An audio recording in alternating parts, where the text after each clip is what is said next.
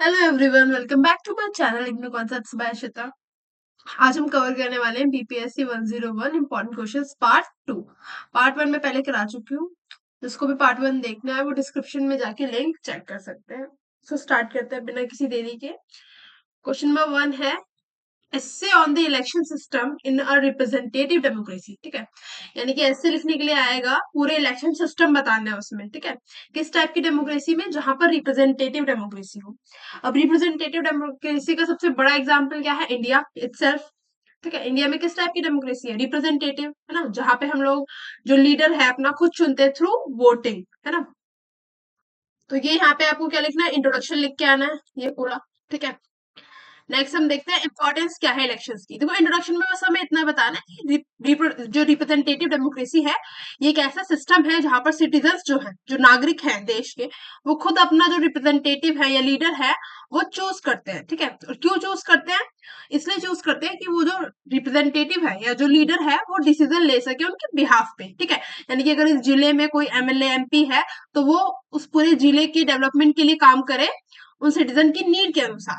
ठीक है, तो ये आपको इंट्रो लिखना है। उसके बाद हम बताएंगे इस क्वेश्चन के अंदर कि इंपॉर्टेंस क्या है इलेक्शंस की। ठीक है, इलेक्शंस कराना क्यों जरूरी है? पहला, लेजिटिमेसी। ठीक है, यानी कि इलेक्शंस के दौरान जब हम किसी भी पार्टी को या किसी भी पार्टी के लीडर को जिताते हैं तो हम उन्हें क्या देते हैं? लेजिटिमेसी देते हैं, यानी कि जायज पावर देते हैं। ठीक है, कि आपको अधिकार है हम पे रूल करने का। ठीक है, कोई भी स्कीम लॉन्च करने का, डेवलपमेंट प्रोजेक्ट्स लॉन्च करने का। ठीक है, ये हम कंसेंट देते हैं उनको।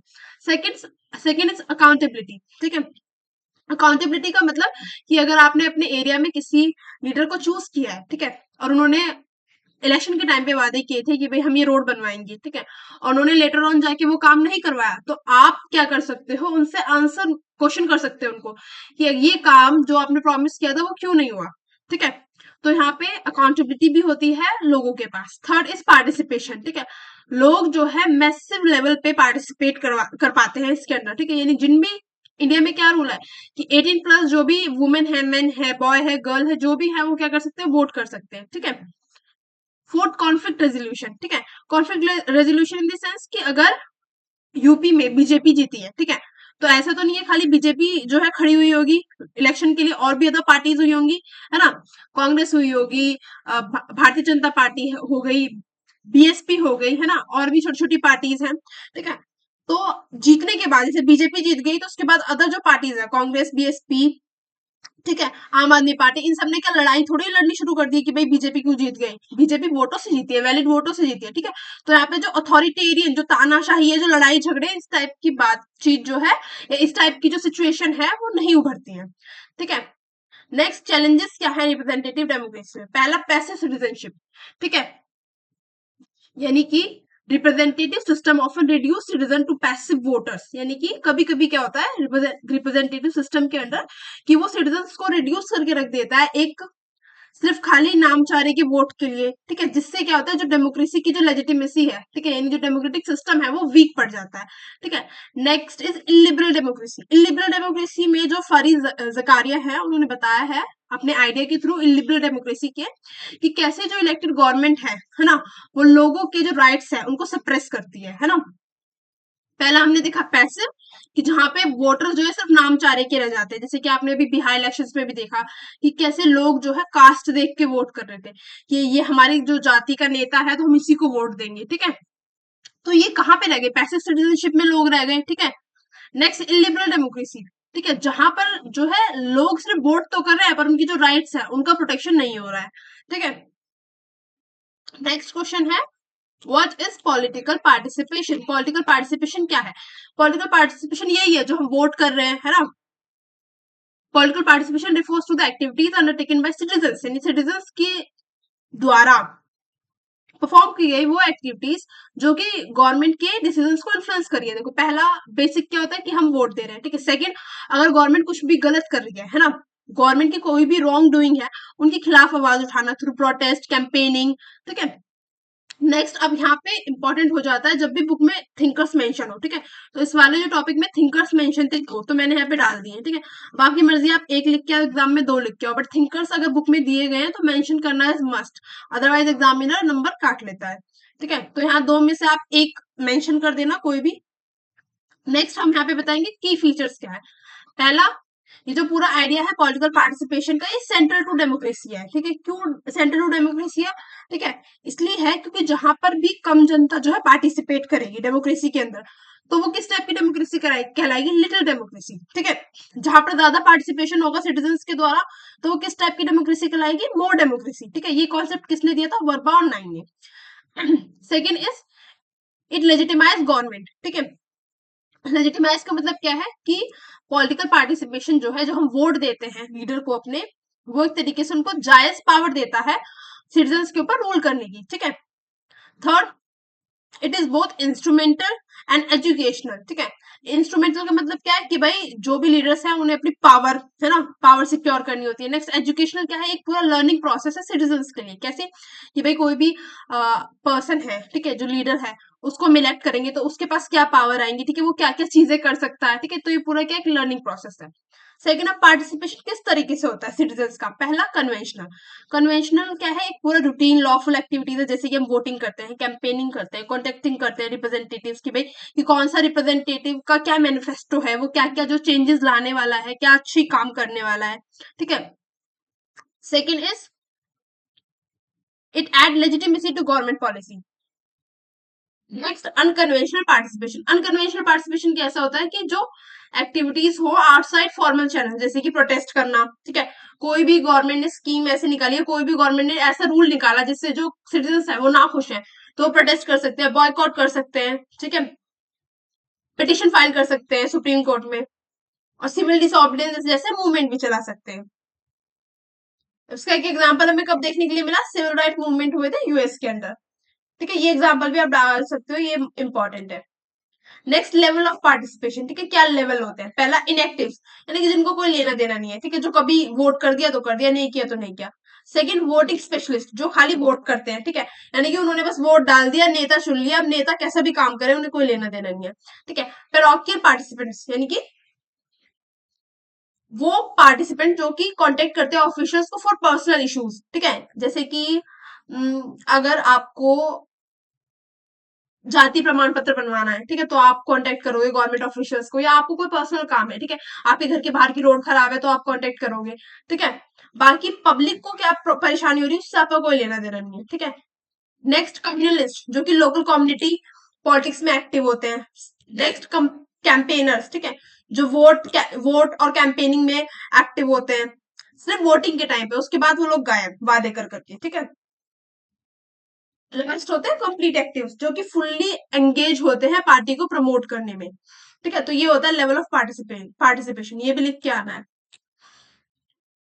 Next question is concept of citizenship. इसका क्वेश्चन आता है ऐसे करके, trace the development of citizenship. ठीक है, इस टाइप से इसका क्वेश्चन आता है, जो पीवाईक्यू में मैंने देखा था। ठीक है, तो फर्स्ट हमें इंट्रोडक्शन स्टार्ट करना है एंशिएंट ग्रीस के टाइम पे। ठीक है, कि उस टाइम पे सिटीजनशिप कैसी होती थी। तो पहले क्या होते थे ना, लोग ग्रुप्स में रहते थे। ठीक है, और वो ग्रुप्स ही को क्या कहते थे? हम सिटी कहते थे। ठीक है, कि एक सिटी के अंदर ग्रुप ऑफ पीपल रह रहे हैं। ठीक है, अब वहां पे सिटीजनशिप लोगों के पास कैसे होती थी? देखो, सिटीजनशिप होती कैसी थी उससे पहले ये जानना जरूरी है कि सिटीजनशिप की जरूरत क्या होती है। ठीक है, अगर इंडिया में मैं इंडिया की नागरिक हूं तो मेरे पास क्या क्या जो है पावर होगी? तो मेरे पास क्या पावर होंगी? पहली बात तो राइट्स होंगे मेरे पास कुछ। ठीक है, और किसकी रिस्पॉन्सिबिलिटी होगी उन राइट्स को प्रोटेक्ट करना?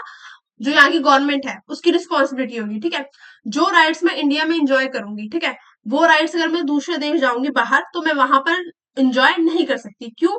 क्योंकि मैं वहां की नागरिक नहीं हूँ। ठीक है, तो इस टाइप से सिटीजनशिप वर्क करती है।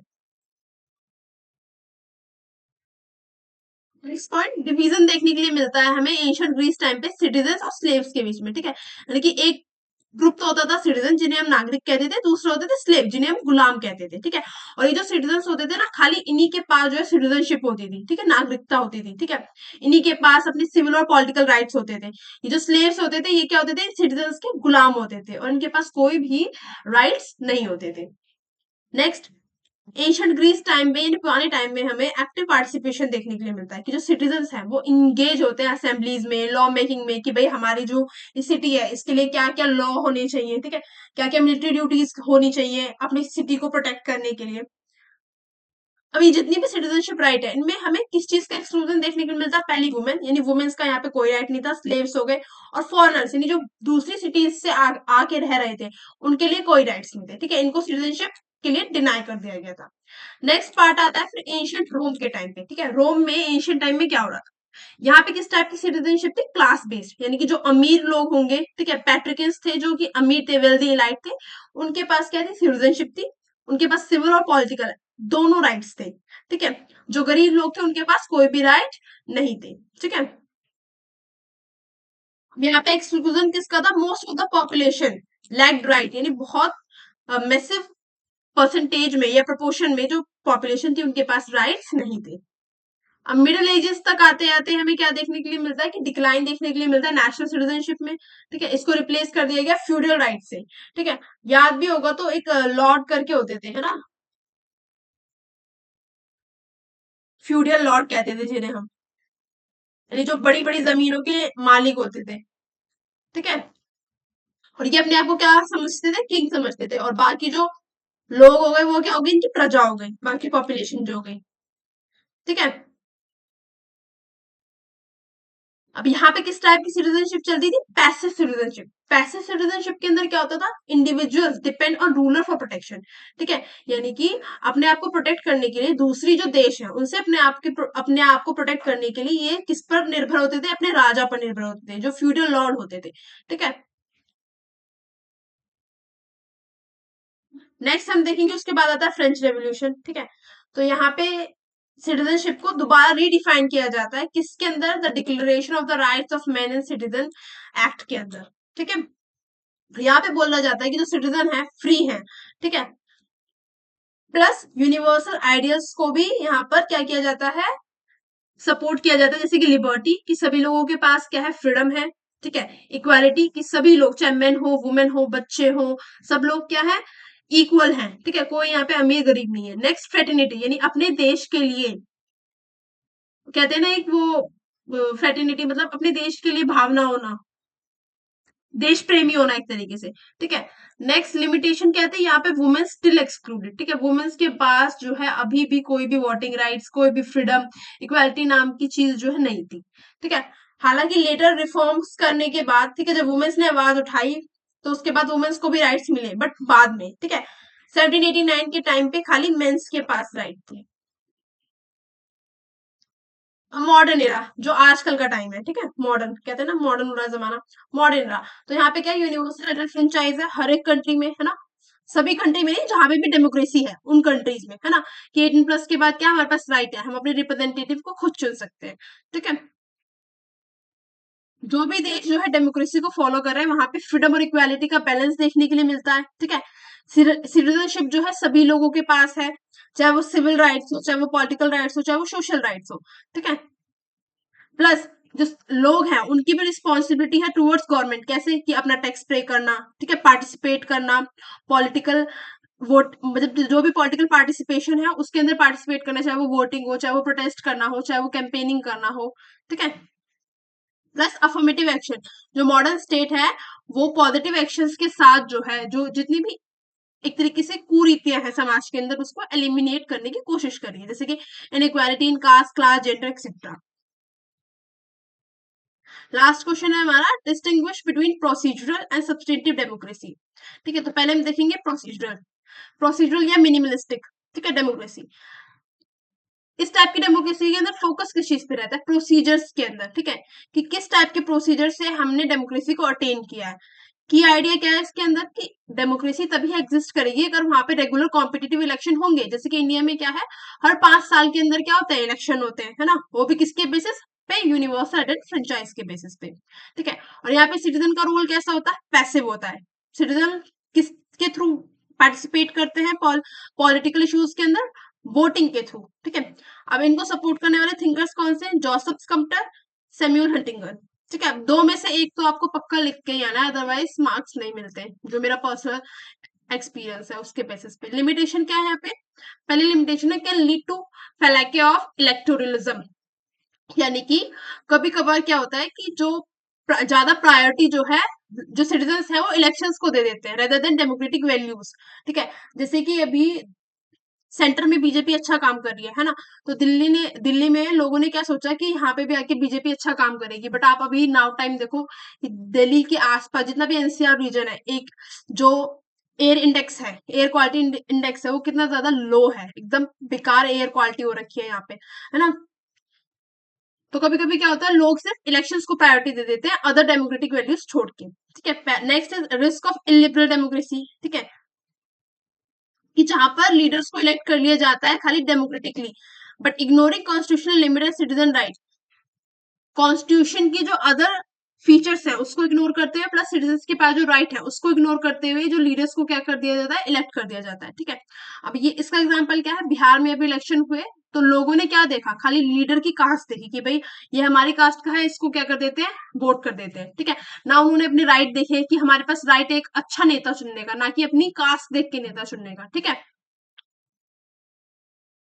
लास्ट पॉइंट है कि सिटीजन की राइट और जो फ्रीडम है मे बी अंडरमाइंड अगर check and balances are weak, यानी कि अगर सुप्रीम कोर्ट, है ना, जो हमारा थर्ड एक तरीके से वो है जुडिशरी, जुडिशरी अगर अच्छे से चेक एंड बैलेंस की तरह एक्ट नहीं करेगा, तो जो सिटीजन की राइट है, फ्रीडम है, वो खतरे में आ सकते हैं, ठीक है। जो जुडिशरी है वो किसके ऊपर चेक एंड बैलेंस की तरह एक्ट करता है, लेजिस्लेचर और एग्जीक्यूटिव।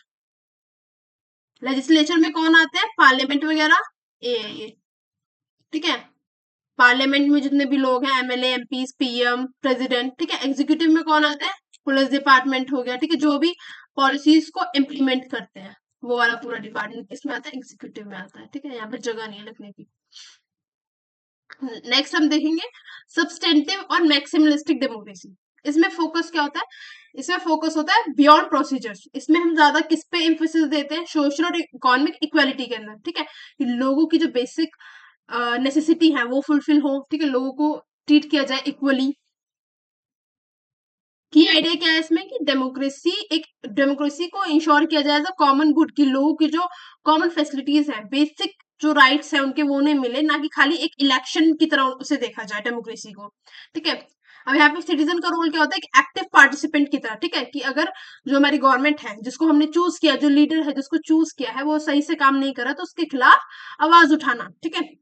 अब थिंकर्स कौन है जिन्होंने को सपोर्ट किया है मैक्सिमलिस्ट डेमोक्रेसी को, Jean Jacques Rousseau, John Locke, ठीक है, जेएस मिल। स्ट्रेंथ क्या है इसकी, पहला, प्रोटेक्ट करते हैं right of women, poor, minorities, ठीक है, रिडिस्ट्रीब्यूटिव जस्टिस के थ्रू। अब रिडिस्ट्रीब्यूटिव जस्टिस क्या होती है, यानी कि जैसे कि इंडिया में क्या है, स्कीम्स वगैरह है ना, राशन फ्री मिलता है, तो ये सब क्या है, रिडिस्ट्रीब्यूटिव जस्टिस है ना। और पहले के टाइम पे भी क्या हुआ था, जिस टाइम पे जो बड़े बड़े जमींदार थे, है ना, उन्होंने बहुत सारी जमीन जो है क्या कर रखी थी, अपने अंडर में कर रखी थी, तो गवर्नमेंट ने क्या लॉन्च किया था, लैंड सीलिंग करके एक स्कीम लॉन्च की थी, लैंड सीलिंग, जिसमें क्या किया गया था, अमीरों से जमीन छीन कर गरीबों में बांट दी गई थी, ठीक है। तो वो किसका एग्जाम्पल है, रीडिस्ट्रीब्यूटिव जस्टिस का एग्जाम्पल है। मैक्सिमलिस्टिक डेमोक्रेसी के हम अंडर हम देखते हैं रियल पार्टिसिपेंट, ठीक है, एक्टिव पार्टिसिपेंट ऑफ सिटीजन, ठीक है। और ये प्रमोट करता है inclusive democracy rather than just electoral competition, खाली इलेक्शन पर ना फोकस करके ये सोशल और जो कॉमन गुड है ना, कॉमन जो बेसिक लोगों की नेसेसिटीज है उन पर फोकस करता है। अब आपकी मर्जी है कि आप उसको एक चार्ट की तरह बना के लिखो, बट सही रहेगा कि आप इस टाइप से लिखो कि पहले आपने प्रोसीजरल बता दिया, उसमें क्या फोकस है, उसमें की आइडिया क्या है, उसके थिंकर्स कौन से हैं, ठीक है, लिमिटेशंस क्या है। फिर आपने सब्सटेंटिव बता दिया कि उसका फोकस क्या है, की आइडिया क्या है, सिटीजन, ठीक है, सिटीजन का क्या रोल है उसमें, फिर थिंकर्स क्या है, फिर उसकी स्ट्रेंथ क्या है, ठीक है। ये हमारा लास्ट क्वेश्चन था। Thank you for watching the video. अगर आपको वीडियो अच्छी लगी हो तो do like share subscribe my channel, और इसके पीडीएफ मैं अभी अपलोड कर दूंगी टेलीग्राम पे, ठीक है।